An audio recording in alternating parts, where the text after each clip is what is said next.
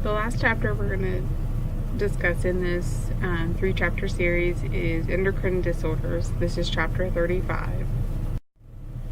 The objectives for this chapter is to describe the general structure and functions of the endocrine system, explain the primary function of the thyroid gland, identify signs and symptoms of hypothyroidism and hyperthyroidism, describe the signs and symptoms of Addison's disease and Cushing's syndrome. Categorize drugs used in the treatment of endocrine disorders based on their classification and mechanism of action. Identify drugs and explain their primary actions, contraindications and precautions, interactions, and adverse effects. So to start out, the endocrine system is made up of glands that secrete hormones. The hormones target the receptor sites of where they're going to either shut off that receptor site at the time or turn it on to release the hormones that need to be released. Over-secreting or under-secreting of hormones is what's going to be altered the response by the receptor. And then they can be in response to the hormone target receptors are regulated through the response to stress, growth, metabolism, and homeostasis.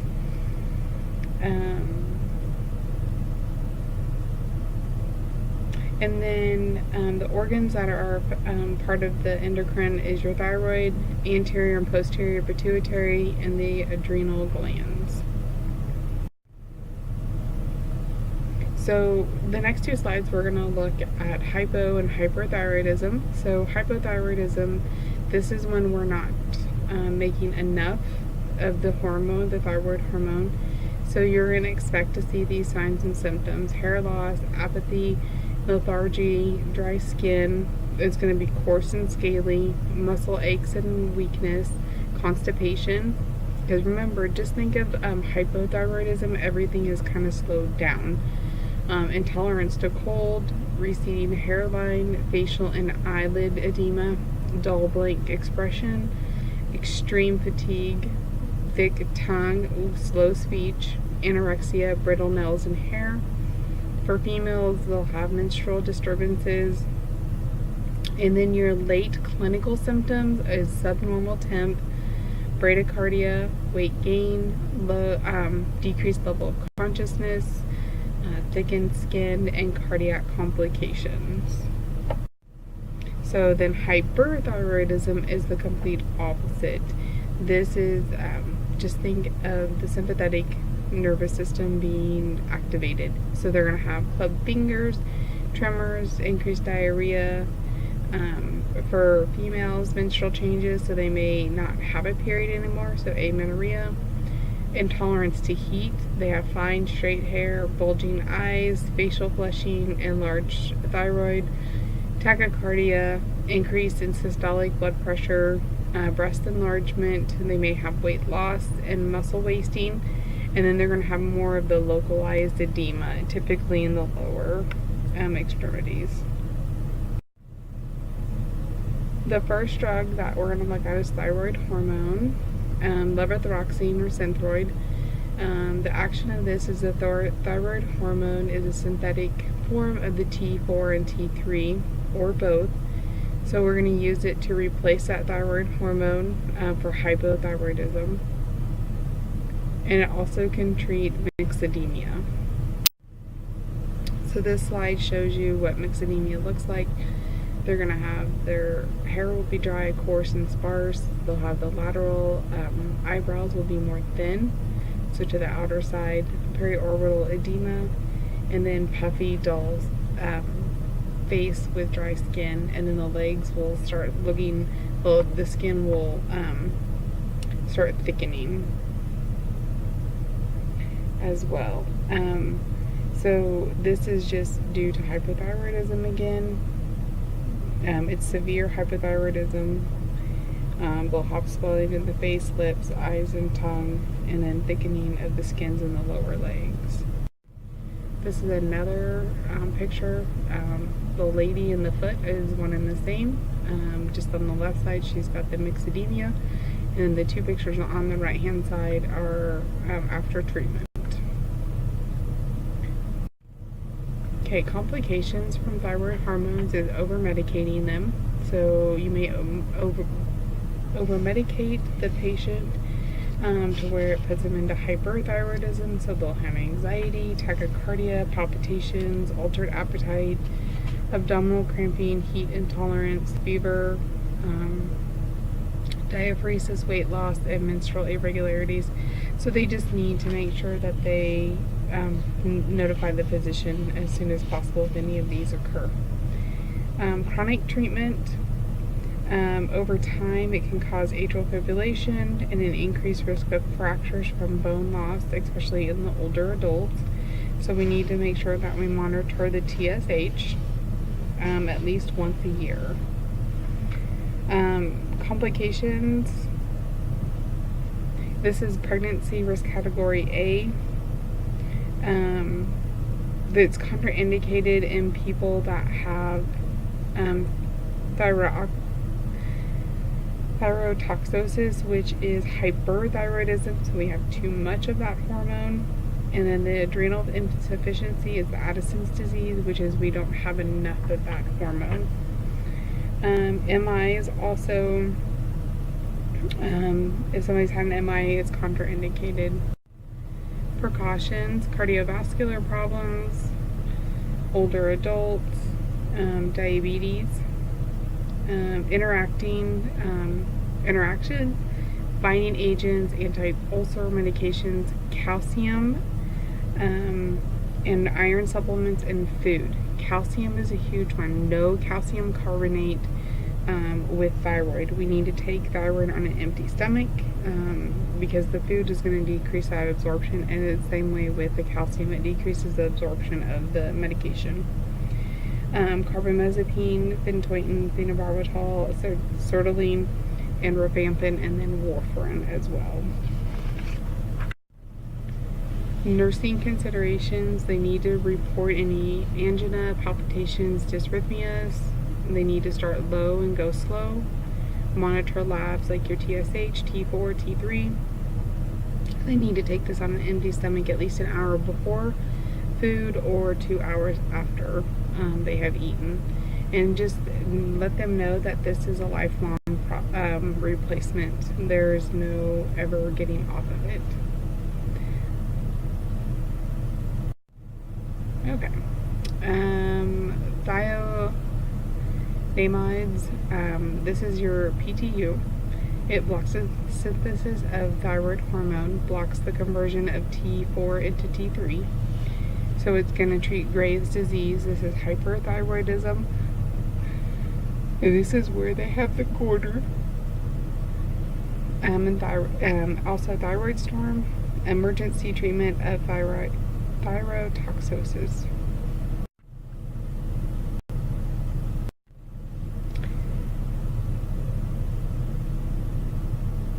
Interactions can be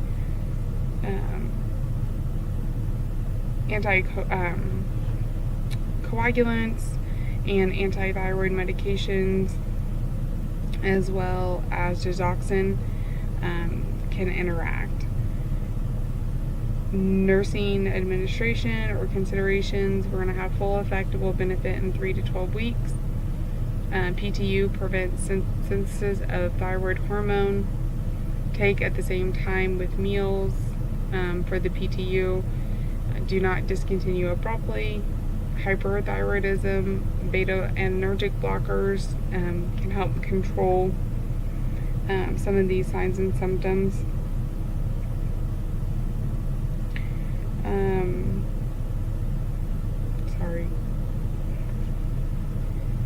Do not take any over-the-counter without medications without consulting their provider. And then avoid food consumption of seafood due to the iodine that is in the seafood. Once again, monitoring CBCs as well. Okay, radiopharmaceuticals. radioactive iodine. So the thyroid absorbs radioactive iodine, destroying some of the thyroid producing cells.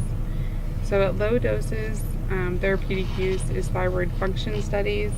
And then at high doses, it's if somebody has hyperthyroidism, thyroid cancer, that has no response to any other anti-thyroid treatments.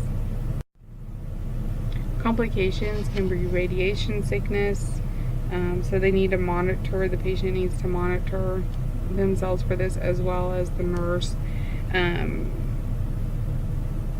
Epistaxis, which is bloody nose, intense vomiting, nausea, hematemesis, so you have blood in the vomit, bone marrow depression, the monitor for anemia, leukopenia, and thrombocytopenia, hypothyroidism, so the intolerance to cold, edema, bradycardia, weight gain, depression, so they need to just notify their physician. Contraindications, pregnancy X, so pregnancy, childbearing age, intent of being pregnant, and lactation. Young children, this is not advisable to use.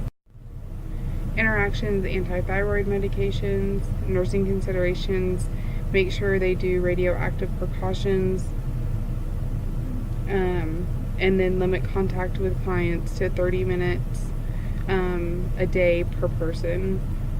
So client education, make sure they're increasing their fluids to 2 to 3 liters a day, dispose of body waste per protocol. So many a times this is having to flush the toilet twice, double bagging, wearing double gloves when you're dealing with a person who's had radioactive iodine. Avoid coughing and expectoration, because that is what the radioactive iodine, the source of it. Therapeutic effects take 2 to 3 months, and then a distance of 6 feet from others, and do not prepare food for others and share utensils.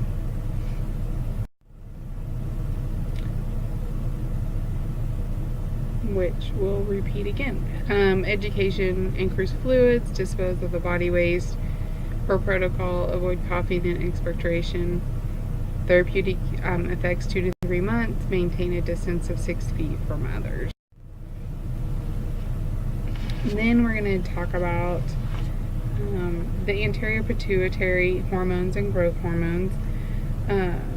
Somatropin, this stimulates the overall growth and production of protein and decrease the use of glucose. To treat growth hormone deficiencies, aids wasting syndrome. Complications can be hyperglycemia, so polyphagia, polydipsia, polyuria are signs you're looking for. So make sure that they monitor more closely, especially people that have diabetes, monitor their glucose levels, and then their insulin doses may need to be altered if they start having more higher blood sugars. Hypercalciuria, this is high calcium in their urine, and renal calculi, so we need to monitor for pain, fever, dysuria, which is difficulty urinating, and report any of these. Contraindications, pregnancy risk category B or C, severely obese or serious respiratory impairment, and then during or after epithelial closure, that's going to affect the growth rate. Precautions, diabetes, hypothyroidism, interactions, glucocorticoids. Nursing considerations, satisfactory adult height or response no longer elicited. So if they get to the height that they are supposed to in adulthood, or that it doesn't get the results that they need. Monitor for growth patterns, so you need height. You want to get a baseline height, and then as they come in, measure to see if the medication is working. This medicine needs to be reconstituted, so you're going to have a solute, and you're going to have to mix them. Gently mix, do not shake the vials, and then Do not administer if there's particles or if it's discolored. Make sure you rotate sites. It is the sub-Q or IM. Abdomen, we will given it the sub-Q, and as well as the thighs, you can give it sub-Q or IM. Okay, antidiuretic hormone. You have vasopressin and desmopressin. Antidiuretic hormone, ADH, promotes reabsorption of water within the kidneys. Vasopressin stimulates the potent action of the antidiuretic hormone, and desmopressin is less of vasoconstriction. Also, they use desmopressin, which you need to know. They also use it for bedwetting in children. Other uses, diabetes insipidus, which they're thirsty all the time. Bedwetting, and this will be given intranasally. Vasopressin we can give during CPR. Complications, reabsorption of too much water. So these people need to be on a fluid restriction because they would drink, and a lot of times these patients are the ones that we will actually turn the water off in their room so they don't sneak water.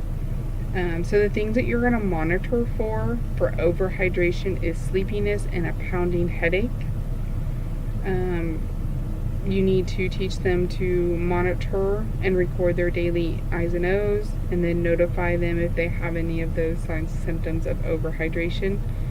And then the use of the smallest effective dose of desmopressin, so you want to start low again. Myocardial ischemia, so this can be due from the vasopressin. We have too much vasoconstriction, so we need to monitor ECG and blood pressure, and then notify the provider of any chest pain or tightness, and then diaphoresis. Contraindications, so for vasopressin, any coronary artery disease, decreased peripheral circulations, chronic nephritis, chronic pregnancy risk category C. Desmopressin is a pregnancy risk category B. Precautions, renal impairment, if they have a creatinine clearance of less than 50 milliliters per minute. Interactions are carbamazepine, and tricyclic antidepressants, alcohol, heparin, lithium, and phenytoin. Okay, nursing considerations. We need to monitor vital signs, lab values, I's and O's. Also need to do laboratory studies such as a potassium, a sodium, a BUN, creatinine clearance, specific gravity, and osmolarity. Monitor blood pressure and heart rate. Monitor for water intoxication, which is the headache, confusion.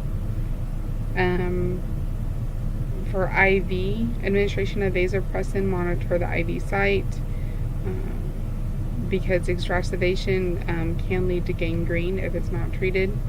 And then your intranasal desmopressin starts with a bedtime dose, and then INO is monitored. When nocturia is controlled, the doses are given twice a day. Okay, then the next group, your glucocorticoids, so your hydrocortisone, prednisone, dexamethasone.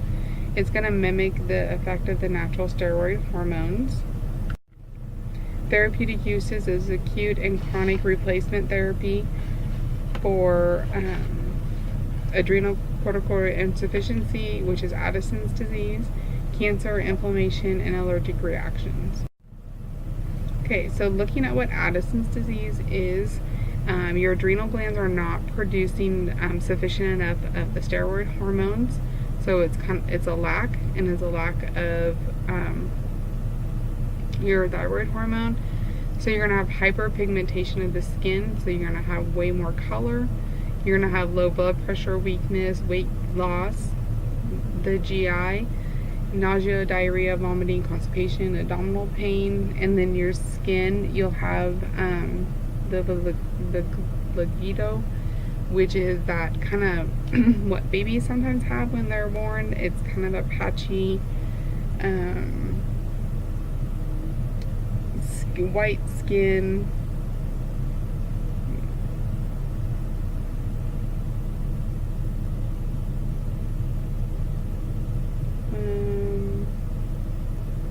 It's going to be skin color. You're going to have the loss of skin color. So it's going to look like possibly they could have been burned, but it's not. It's just the loss of that coloration in that skin. So people can have adrenal crisis. This will be a fever, syncope, which is fainting, convulsions, hypoglycemia, hyponatremia, severe vomiting, and diarrhea. Complications can be osteoporosis. So they need to take calcium supplements, vitamin D, and or biphosphonates. They need to get regular exercise. Adrenal suppression, increased dose with stress. Do not stop this medication that needs to be tapered off. Observe for manifestations. So for the adrenal suppression, fatigue, muscle weakness, weight loss, hypotension, and then the provider needs to be notified. Peptic ulcer or GI discomfort, administer prophylactically an H2 receptor antagonist. And then just observe for those GI discomforts, peptic ulcers, coffee ground emesis, bloody or tarry stools, abdominal pain, and they need to notify the provider. Infection, so any signs of infection such as a fever, avoid contact with other people who have a communicable disease. Cushing's disease or syndrome is they have too much cortisol.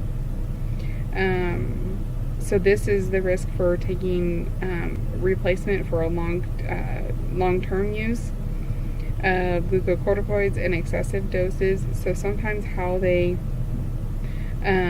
try to prevent this is doing every other day dosing. So things that you want to look for this is muscle weakness, moon face. They have that buffalo hump, cutaneous striations, and then they need to notify the physician. So this is what Cushing's will look like. I have that moon face. That's probably the biggest, moon face and that buffalo hump on the back.